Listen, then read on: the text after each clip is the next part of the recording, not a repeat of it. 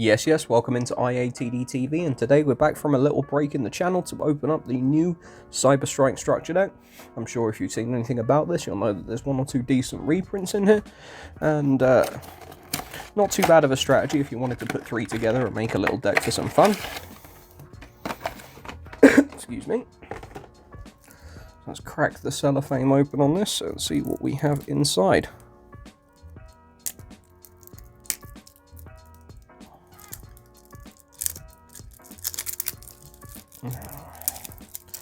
These things are always a pain.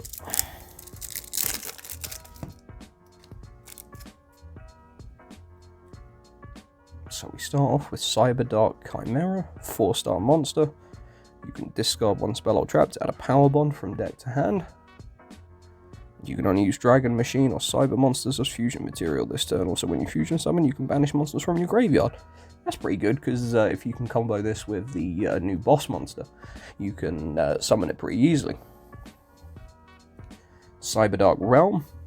When this is activated, you can add a Cyberdark from deck to hand with different name, and you also get an additional normal summon of a Cyberdark monster. You can equip a monster from your graveyard by the effect of the Cyberdark monster when it's activated. Normal special summon. Cool. And this is Cyber Endragon. We've seen some misprints with these where they've had the foiling of the other boss monster, but this one seems to be okay. And the new boss monster, Cyberdark Endragon. Cybernetic Horizon.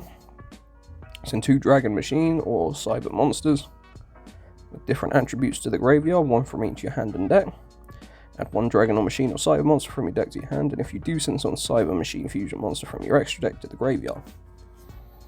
And then for the super rares, we've got a Cyber Dragon Hertz, which is a nice reprint.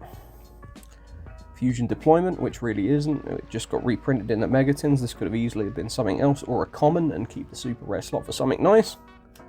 And arguably the chase card for the set, although it's not a chase card in the sense that you might not pull one, although technically it is, because we've seen some of these structure decks have been missing infinite impermanences. So the price is being driven a little bit higher than it should be just by the fact that some of them aren't receiving their infinite impermanence in their structure deck, which is a bit of a bad shout for quality control from Konami. It's been bad for about a year now, and we're still not seeing much improvement, so thankfully we got an imperm in here. And then for the commons, attachments Cyburn, Cyber Dragon, Cyber Dragon's Vi, Cyber Dragon Dry, Cyber Dragon Veer, Cyber Dragon Naxter is a decent reprint, Cyber Dragon Core doesn't hurt anyone for a reprint, Cyber Pharos, Cyber Valley is a decent card, Cyberdark Horn for a start of our Cyberdark monsters, Cyber Phoenix, get you an additional draw, Cyberdark Edge, Cyberdark Keel, Cyberdark Dragon, Cyberdark Claw, Leng Ling, Jizukiru is a nice one, I'll keep that aside. Gizmecha Orochi is also a nice reprint here in common, so we'll set that aside.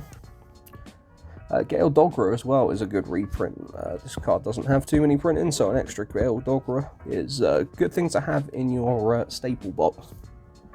And then for the spells, Cyber Eternal, Cyber Repair Plant, Cyber Emergency is again another decent reprint. Cyberload Fusion's not bad, Cyberdark Impact, Cyberdark Inferno, Future Fusion, now it's been errated, it's not quite the same card as it used to be. Fusion Tag, Machine Dupe is a good reprint. Limiter Removal, I'll never argue with that being included because it's a decent card.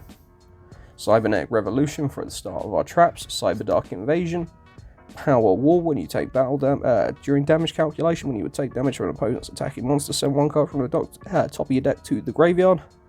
For every 500 you would take Call of the Haunted, Paleozoic Canadia, Cybernetic Overflow, Chimera Tech Overdragon for our extra deck, Cyber Darkness Dragon, Cyber Dark Dragon, and then a couple of spells in the form of a Power Bond and an Overload Fusion. So an interesting deck. You can make a decent strategy out of putting 3 of these together as long as you try and optimize as best you can. But I think realistically, these are the best cards that you're going to see out of this set, with obviously Impermanence being the highlight. But an extra Kaiju never hurt anybody, an extra Gizmek Orochi never hurt anybody. Gale Dogroy is a good staple to have. A Machine Dupe, again, will always see play in formats from time to time.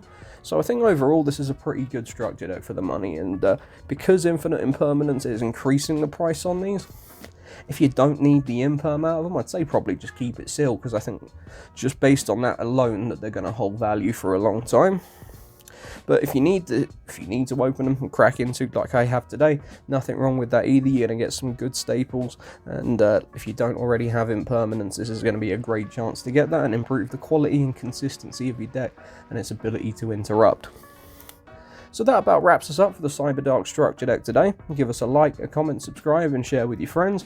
Let me know down in the comments, are you picking up this deck? Are you looking to build Cyberdarks? And what card in the set you're most looking forward to? Is it the Imperm? I'd like to hear. So let me know down in the comments. And without anything further, this is IATD TV signing off. Peace.